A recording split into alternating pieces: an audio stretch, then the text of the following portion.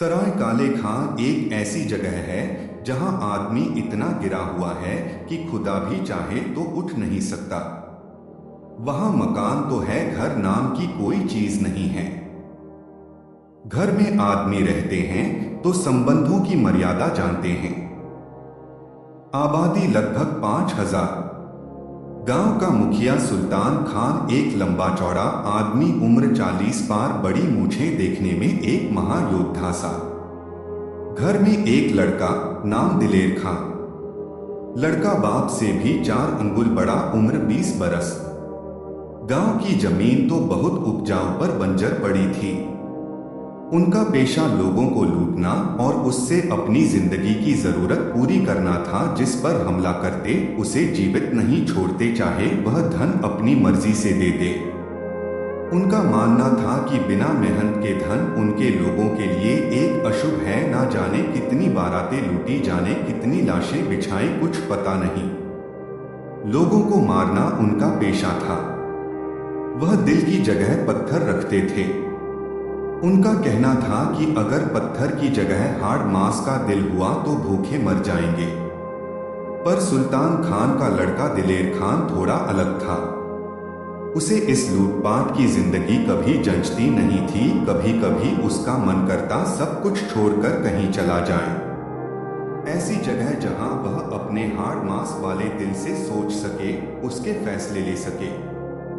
समय बढ़ता गया। दिलेर खान का मन और ऊबता चला गया। आखिर एक दिन उसने काले खां सराय को अलविदा कह दिया। वह रात भर पैदल चलता रहा। भय से उसका परिचय कभी हुआ नहीं था, इसलिए रात में उसे भय नहीं लग रहा था। सुबह होते होते वह एक कस्बे के पास पहुंच गया। कस्बा बहुत बड़ा नहीं था, फिर भी गांव से बेहतर था। वह बहुत थक चुका था, प्यास से गला सूख रहा था। आखिर हार कर एक पेड़ के नीचे बैठकर सुस्ताने लगा। बैठे बैठे ना जाने कब लेट कर सो गया, पता ही नहीं चला। अचानक उसकी नींद खुल गई। लगा जैसे कोई जगह रहा हो। आंखों को मसलते हुए वह उठ बैठा। देखा सामने एक 70 साल की वृद्धा औरत सामने खड़ी थी। शायद उसी ने जगाया था। उसने प्रश्न सूचक दृष्टि से उसकी ओर देखा। वह बोली, बेटा लगता है कोई परदेसी हो। उसने हाँ में सिर हिलाया। फिर उसने पूछा, कहाँ जा रहे हो और कहाँ से आ रहे हो।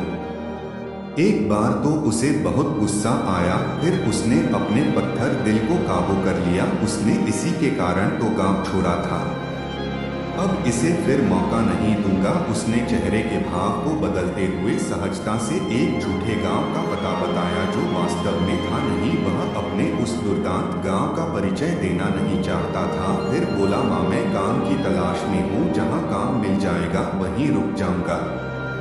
मेरे मुंह से बहुत दिन बाद माँ शब्द निकला। माँ ने बड़ी आत्मीयता से पूछा, कुछ खाया या भूखा है तू? झूठ बोला नहीं गया। बोला, नहीं अभी तक तो नहीं, अब कहीं से कुछ लेकर खा लूंगा। अगर मुझ पर तुझे भरोसा है तो चल, मैं तुझे अपने हाथ से बना खाना खिलाऊंगी।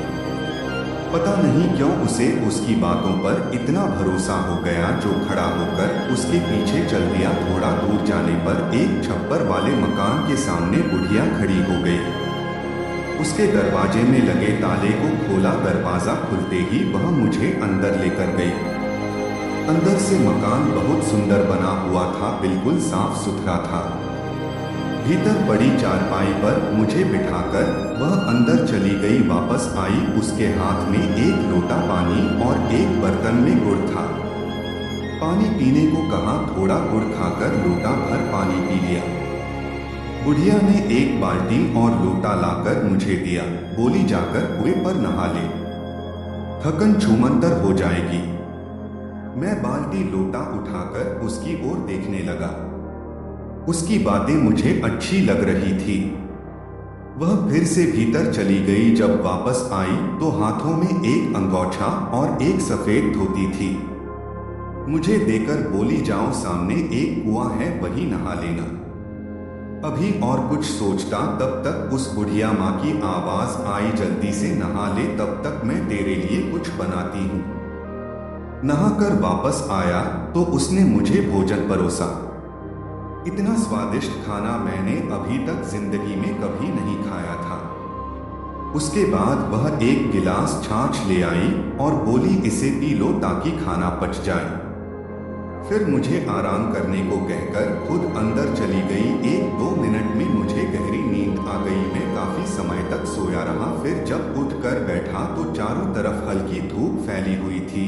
तभी वह बुढ़िया माँ आ गई, मुस्कुराई और बोली, कुछ खाने का मन हो तो बताओ। फिर वह गुड़च पैना लेकर आई, सामने रख दिया। मैं धीरे धीरे चबाता हुआ सोच रहा था कि मैं जहाँ से आया हूँ वह दुनिया सिर्फ खुद के बारे में सोचती है, और यहाँ मैं आया तो उसने अपरिचित को अपने बेटे की जगह दे दी। फिर बुढ़िया माँ ने मेरी विचारों की श्रृंखला को तोड़ दिया। बोली, यदि तुम काम करने की इच्छा रखते हो तो मैं तुम्हें काम बता सकती हूँ। देखो बेटे, मेरे पास बहुत काम है। यदि तुम काम करना चाहो तो मैं तुम्हें बता सकती हूँ, बाकी तुम्हारी मर्जी है।